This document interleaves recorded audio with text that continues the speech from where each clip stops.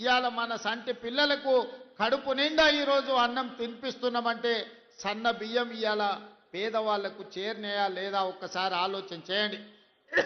అందుకే ఇవాళ వీటికొచ్చిన మా అక్కల్ని అడుగుతున్నా, సన్న బియ్యం ఎవరెవరికైతే వచ్చినాయో సన్న బియ్యం వండుకొని సంటి పిల్లలకి ఎవరైతే అన్నం తినిపిస్తుండ్రో వాళ్ళందరూ కూడా ఇవాళ కాంగ్రెస్ పార్టీకి ఓటు వేయాల్సిందిగా నేను కోరుకుంటున్నా. అదే కాదు, ఇవాళ సన్న బియ్యంతో పాటు ప్రతి ఇంటికి 200 యూనిట్లు ఉచితంగా విద్యుత్ ఇస్తున్నాం. 50 లక్షల కుటుంబాలకు ఇవాళ మీ ఇళ్లల్లో వెలుగే కాదు మీ కళ్ళల్లో సంతోషం చూస్తున్నాం. వ్యవసాయానికి 24 గంటల ఉచిత విద్యుత్తే కాదు, ఈరోజు మీ గృహజ్యోతి పథకంలో మీ ఇళ్లల్లో ఉచిత కరెంట్ ఇస్తున్న మాట వాస్తవం కాదా? ఇవాళ మీరు ఒక్కసారి ఆలోచన చేయండి.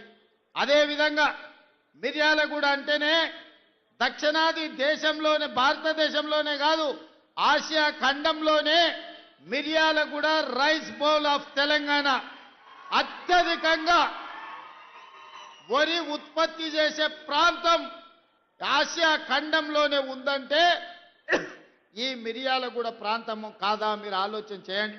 ఇవాళ అధునాతమైన మిల్లులు ఉన్నాయంటే మిర్యాలగూడ ప్రాంతంలో ప్రతి ఎకరాకు ఇవాళ మీరు వరి పండిస్తున్నారు.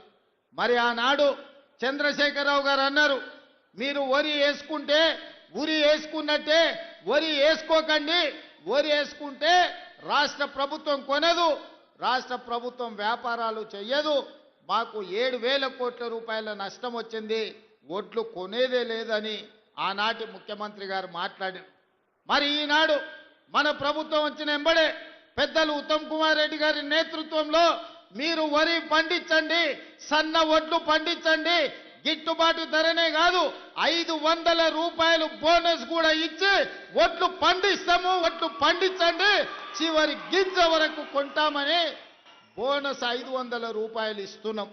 అంటే నల్లగొండ మిర్యాలగూడ ప్రాంతంలో ఇవాళ రైతులు పండించే వడ్లకు గిట్టుబాటు ధరనే కాదు 500 రూపాయల బోనస్ ఇస్తున్నామంటే అత్యధికంగా లబ్ధిదారులు ఇవాళ మిర్యాలగూడ ప్రాంతంలోనే ఉన్నారన్న సంగతి ఈరోజు మీరు ఆలోచన చేయండి.